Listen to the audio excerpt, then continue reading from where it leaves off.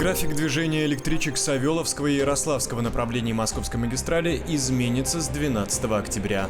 Это связано с ремонтными работами. Так, до 18 числа корректировки внесут на Савеловском направлении. Они коснутся графика первого московского центрального диаметра и аэроэкспрессов. А с 12 на 13 октября работы проведут на станции Александров Ярославского направления.